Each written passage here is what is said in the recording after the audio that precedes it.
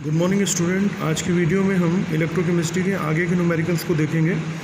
तो इसमें इस न्यूमेरिकल में कह रहा है कि अगर 2 ग्राम Ag जो है हमारा वो कैथोड पर डिपॉजिट होता है जब हम 1 एम्पियर की करंट को डालते हैं। तो 1 एम्पियर की करंट को डालने में जो Ag हमारा डिपॉजिट होता है उसमें कितना टाइम लगता है ये हमको निकालना है। एक्चुअली जनरली इसमें हमको T की वैल्यू निकालनी है। तो हमने फार्मूला पढ़ा होगा कि Q = I × T, यहाँ से T = Q/I हो जाएगा।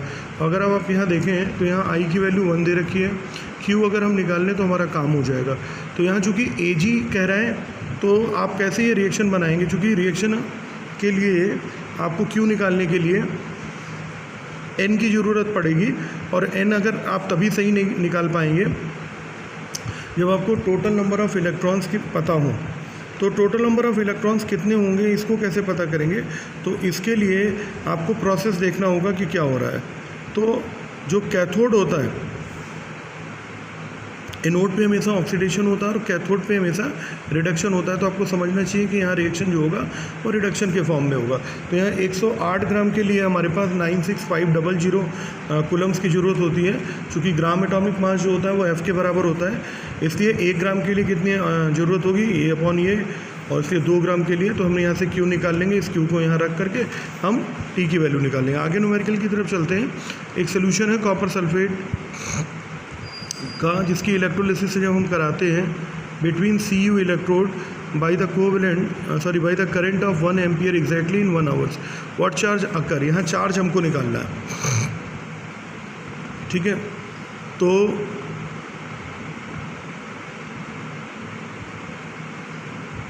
चार्ज को हम निकालने के लिए मतलब Q निकालना है हमको जनरली। तो यहाँ पर सबसे पहले Q = I × T कर दिया हमने, और यहाँ पे 3600 C आ गया। अब यहाँ पर देखिए कि जो ग्राम इक्विवेलेंट मास होते हैं वो क्या होते हैं हमारे पास, ग्राम एटॉमिक मास अपॉन में वैलेंसी। तो यहाँ पर ये ग्राम इक्विवेलेंट मास आ गया, ये हमने निकाल लिया। चूँकि कॉपर का होता है 63.5 और इसको 2 से डिवाइड कर देंगे तो इतना आ जाएगा। अब यहाँ पर आप ये देखो कि 96500 के लिए कितना कॉपर डिपॉजिट करना पड़ता है इसको, 31.75। इसलिए 1 ग्राम के लिए इतना अपॉन में इतना, इसलिए आपको इतने कूलम चार्ज से कितना डिपॉजिट होगा तो ये सॉल्व कर लेंगे। यहाँ पे आगे एक न्यूमेरिकल की तरफ चलते हैं। कह रहे हैं कि current of 1 ampere was pass through the electrolyte containing AgNO3 solution with the inert electrode. The weight of Ag deposited was 1 gram and how long did the current flow? Write the reaction taking at anode and cathode in the above cell. Give the reaction taking place in the 2 electrodes if they are made up of Ag. तो यहाँ Ag से बना हुआ है ये। तो Ag का आपको अभी ऊपर दिखाया था मैंने कि रिडक्शन होता है। तो यहाँ से हमने वही है 108 में कितना वो होगा डिपॉजिट होगा इतना, इसलिए 1 में इतना, ये सॉल्व कर देंगे। तो पहला वाला हमें Q निकालना T निकालना था, तो T निकालें Q/I, ये सॉल्व हो गया। अब हमको क्या करने हैं, अलग अलग इलेक्ट्रोड्स पे रिएक्शंस निकालने। तो यहाँ पर आप देखो AgNO3 टूटेगा तो Ag और NO3 में टूट जाएगा ये, और H2 किस में टूटेगा, H पॉजिटिव और OH नेगेटिव में। तो यहाँ पर कैथोड पर रिडक्शन होता है इसलिए यहाँ रिडक्शन हो जाएगा, और एनोड पे हमेशा क्या हो जाएगा, क्यों ऑक्सीडेशन हो जाएगा ये। यहाँ पर सिल्वर जो है वो कहाँ पे इकट्ठा होगा, कैथोड पर, ठीक है। और एनोड पे क्या इकट्ठे होंगे, सिल्वर के आयन इकट्ठे होंगे। अगले क्वेश्चन की तरफ चलते हैं। एक हमारे पास MnO3 ट्वाइस इलेक्ट्रोलाइट सोल्यूशन है, passing the current of 2.5 and इतने gram at the metal deposited in 35 मिनट। Determine the molar mass of the metal. हमें क्या निकालना है, मोलर मास। तो मोलर मास को देखो कैसे निकालेंगे, यहाँ से सोचेंगे। मोलर मास जो होता है वो इक्विवेलेंट मास इनटू वैलेंसी के बराबर होता है। तो यहाँ पर हमको इक्विवेलेंट मास निकालना पड़ेगा।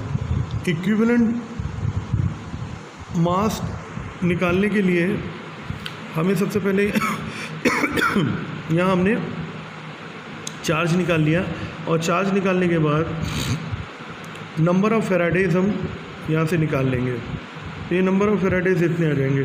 तो इतने फेराडे में कितना मेटल डिपॉजिट होता है, इतना, इसलिए एक फेराडे में कितना डिपॉजिट होगा, इतना अपॉन में इतना। तो यहाँ पर ये इक्विवेलेंट मास आ जाएगा आपका, और इक्विवेलेंट जब मास आ जाएगा तो उससे आप फिर यहाँ पे मोलर मास निकाल लोगे। कुछ आगे की चीज़ें, कंडक्टेंस क्या होता है, कंडक्टेंस जो होता है वो रेसिप्रोकल होता है रेजिस्टेंस का। इसकी यूनिट होती है महो या ओम इनवर्स या सीमेंस बोलते हैं। यहाँ पर जी के लिए एक दूसरा नियम यूज़ करते हैं, G = कप्पा A/L।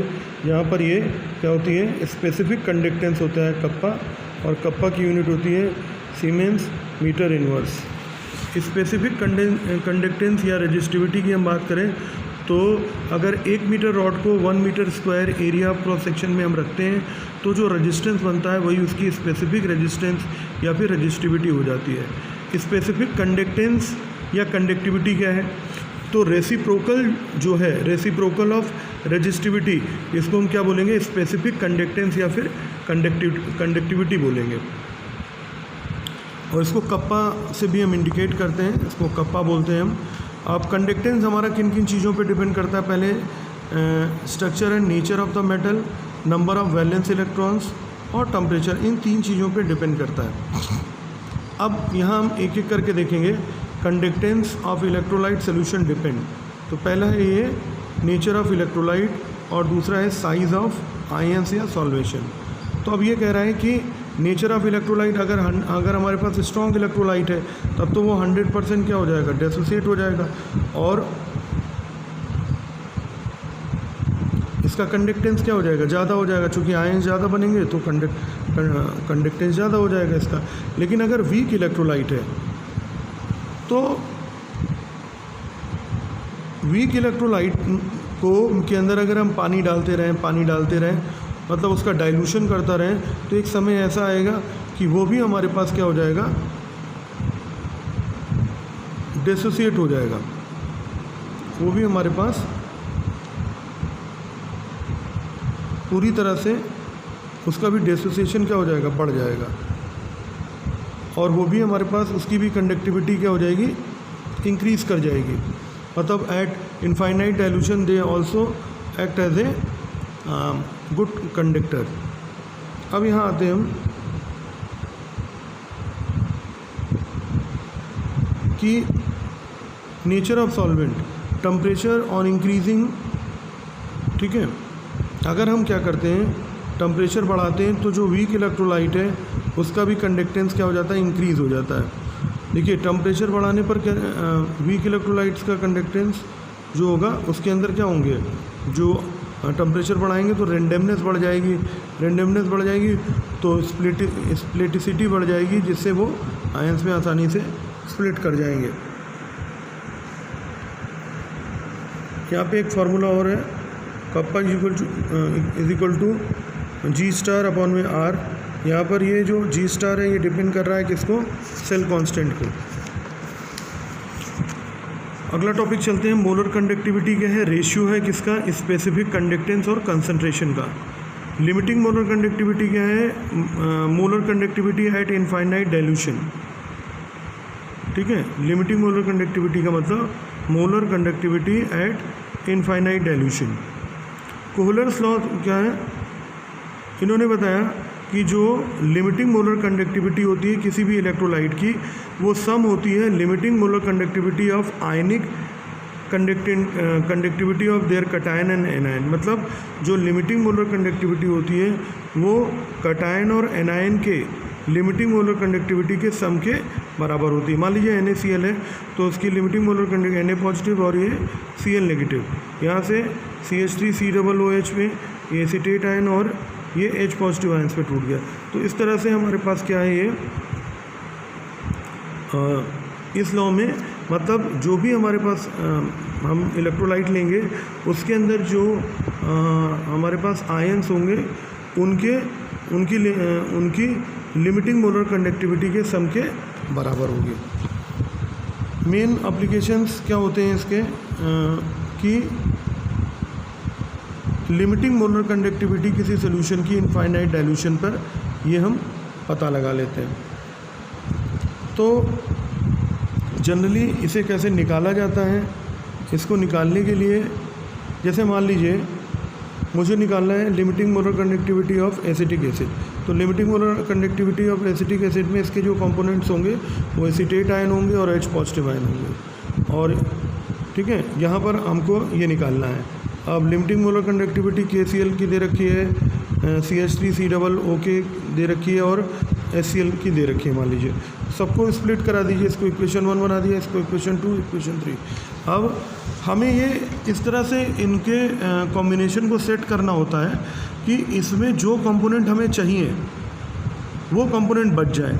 जैसे मान लीजिए मैं इक्वेशन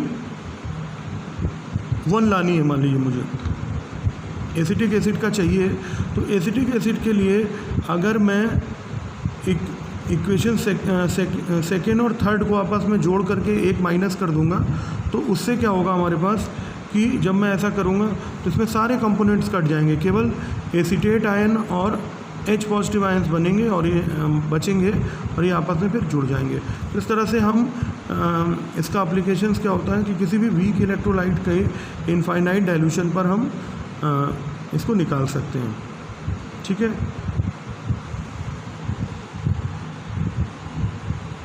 यहाँ पर ये कैलकुलेशन ऑफ डिसोसिएशन और डिसोसिएशन कांस्टेंट निकालने में भी मदद करती है। इसका फार्मूला होता है, यहाँ पर अगर आपको वो निकालनी है, केवल अल्फ़ा की वैल्यू निकालनी है, मतलब डिग्री ऑफ डिसोसिएशन निकालनी है, तो ये molar conductivity upon molar conductivity of infinite dilution या फिर लिमिटिंग मोलर कंडक्टिविटी, इसको आपस में डिवाइड कर देंगे तो ये निकल आएगी। और डिसोसिएशन कांस्टेंट Ka निकालने के लिए C into alpha square, C क्या है यहाँ पे कंसंट्रेशन है, अल्फ़ा आपको पता है, इन दोनों को डिवाइड करके निकालते हैं। तो इस तरह से हम निकाल सकते हैं इसे। जैसे एक क्वेश्चन में देखते हैं कि यहाँ पर मोलर कंडक्टिविटी कंसंट्रेशन आपको दे रखा है 0.2 मोल सोल्यूशन का एसिटिक एसिड का इतना दे रखा है। अब इसको आपको क्या निकालना है, कैलकुलेट द मोलर कंडक्टिविटी, आपको मोलर कंडक्टिविटी निकालनी है, डिग्री ऑफ डिसोसिएशन निकालना है और ये वैल्यू आपको दे रखी है। तो सबसे पहले आप मोलर कंडक्टिविटी कैसे निकालेंगे? मोलर कंडक्टिविटी निकालने के लिए आपको क्या काम करना पड़ेगा, क्योंकि जो मोलर कंडक्टिविटी होती है वो K/C होती है। तो यहाँ पर देखिए ये कंडक्टिविटी ऑफ CH3COOH ये इतनी दे रखी है, तो यहाँ इसको रख लेंगे। कंसंट्रेशन आपके पास 0.2 दे रखा है, ये रख लेंगे तो ये निकल आएगी। अब यहाँ पर लिमिटिंग मोलर कंडक्टिविटी निकाल लेंगे। लिमिटिंग मोलर कंडक्टिविटी किसकी निकालनी है आपको? एसिटिक एसिड की निकालनी है। तो इन दोनों के जो कंपोनेंट्स हैं उनको आपस में जोड़ देंगे, जब जोड़ देंगे तो ये मिल जाएगा, ये मिल जाएगा तो यहाँ से हम अल्फ़ा की वैल्यू निकाल सकते हैं, जो कि आपको डिग्री ऑफ डिसोसिएशन निकालना था। तो आज की वीडियो में बस इतना, और नेक्स्ट वीडियो में हम थोड़ा सा इसी के और आगे के न्यूमेरिकल्स और बैटरीज़ के बारे में पढ़ेंगे और ये चैप्टर आपका ख़त्म हो जाएगा। तो आई होप कि आप सभी लोग जितना मैंने बताया इसको ध्यान से देखेंगे। Thank you.